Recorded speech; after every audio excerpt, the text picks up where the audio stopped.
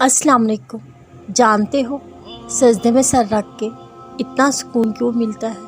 کیونکہ اس وقت ہمارے اللہ ہمارے بہت قریب ہوتے ہیں۔ دل کو معصوم رکھنا تمہارا کام ہے، قسمت میں موجزوں کو لکھنا اللہ کا کام ہے۔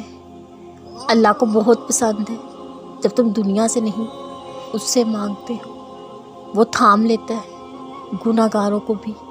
میرا اللہ زمانے کی طرح رسوا نہیں کرتا۔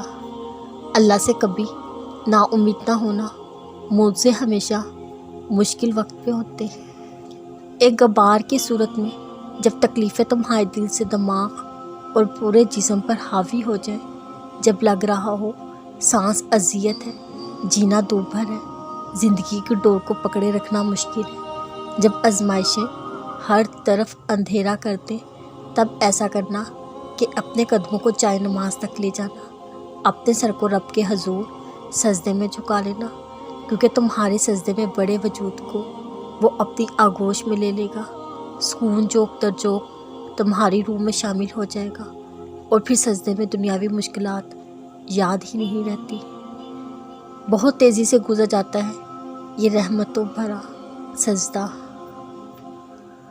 کبھی جب دکھ ہر طرف سے گھیر لے، دل کی ویرانیاں راج کرنے لگے، خاموشی سے سہے جانے والی تکلیفیں ہر سمت شور مچانے لگے، جب یوں لگے ہم بالکل تنہا ہیں، رب سے دور ہیں، ہدایت سے دور ہیں، سکون سے دور ہیں، تو ایک راز کی بات بتاؤں، وہ ذات ہم سے تب بھی دور نہیں ہوتی، صرف ہم بھی خود سے دور ہو جاتے ہیں۔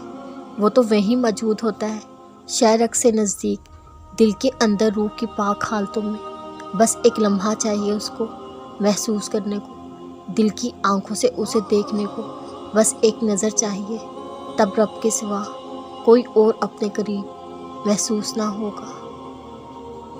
لاکھ لوگ ہو ساتھ چلنے والے، آپ کے اندر موجود صرف ایک ہی ذات ہے جو آپ کو اکیلا نہیں چھوڑتی۔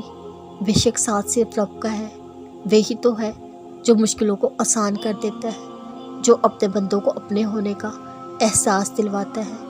اور نشانیاں تو بس انہی کے لیے ہے جو غور و فکر کرتے ہیں۔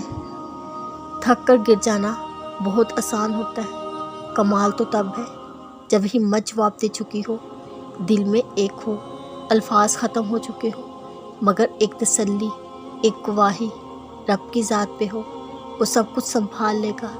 یہی تسلی اس تھکے ہوئے وجود کو بھی گرنے نہ دے، بس یہی تو کمال ہے۔